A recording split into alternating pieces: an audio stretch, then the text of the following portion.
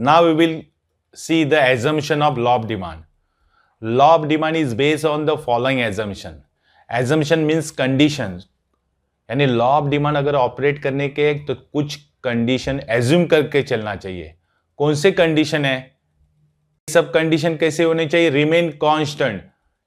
Alfred Marshall ने पहले ही बोला था अगर लॉ ऑफ डिमांड अप्लाई करने का ऑपरेट करने का है तो कुछ एजम्पशन है, यानी अदर फैक्टर रिमेनिंग सेम होने चाहिए. वो जो अदर फैक्टर सेम होने चाहिए ना, वही एजम्पशन है. देखो पहला एजम्पशन है कांस्टेंट लेवल ऑफ इनकम, यानी इनकम की लेवल कांस्टेंट होनी चाहिए. If the law of demand is find to true operate, true यानी रियल में ऑपरेट होना चाहिए, then the consumer income should remain constant होना चाहिए, सेम होना चाहिए. क्योंकि इनकम कांस्टेंट रहेगा तो ही लॉ ऑफ डिमांड अप्लाई होगा. If there is rise in income बढ़ेगा तो क्या करेगा? पीपल में demand more at a given price, में डिमांड ज्यादा ही बढ़ाएगा, यानी इधर हाई प्राइस हाई डिमांड हो जाएगा. ये लॉ के अगेंस्ट है. इसलिए लॉ ऑपरेट करने का है तो लेवल ऑफ इनकम कांस्टेंट होनी चाहिए, यानी सेम होनी चाहिए. नेक्स्ट एजम्पशन है no change in size of population. Population के साइज में भी चेंज नहीं होना चाहिए.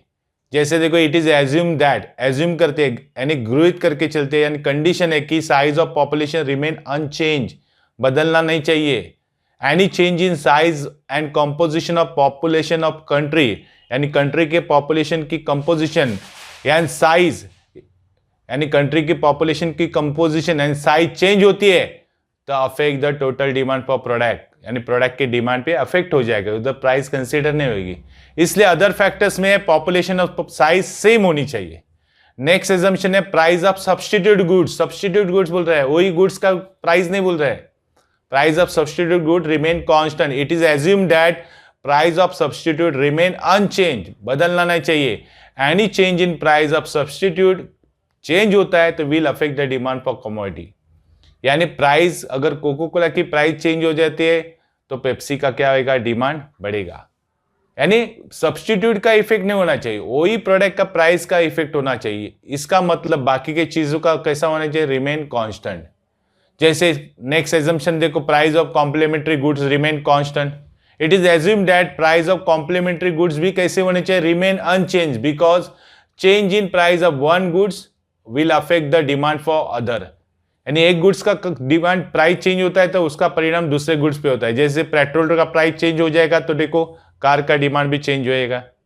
यानी कार की प्राइस के कारण कार का डिमांड नहीं चेंज हो रहा है, तो पेट्रोल की प्राइस के कारण कार का डिमांड चेंज हो रहा है. उसको बोलते हैं complementary goods.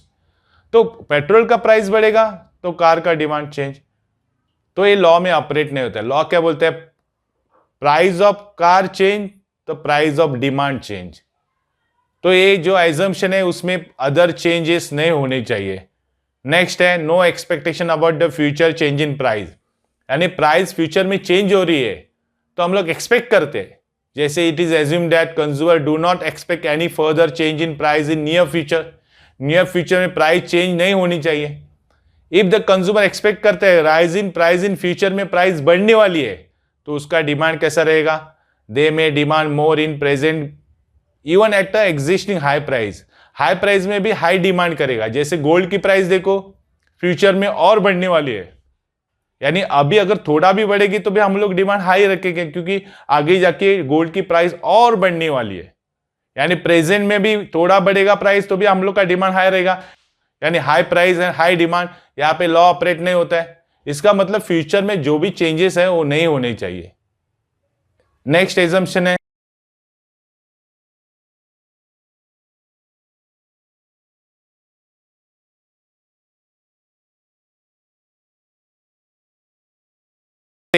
No change in taste habit preference fashion. ये भी चेंजेस नहीं होने चाहिए. यानी डिमांड खाली प्राइस के कारण ही चेंज होना चाहिए, अदर चीजों के कारण चेंज नहीं होना चाहिए. ऐसे अल्फ्रेड मार्शल बोलता है. इसलिए वो बोलता है other factors remain change. It is assume that consumer का टेस्ट है, हैबिट है, प्रिफरेंस है, fashion etcetera should remain unchange, नहीं चेंज होना चाहिए.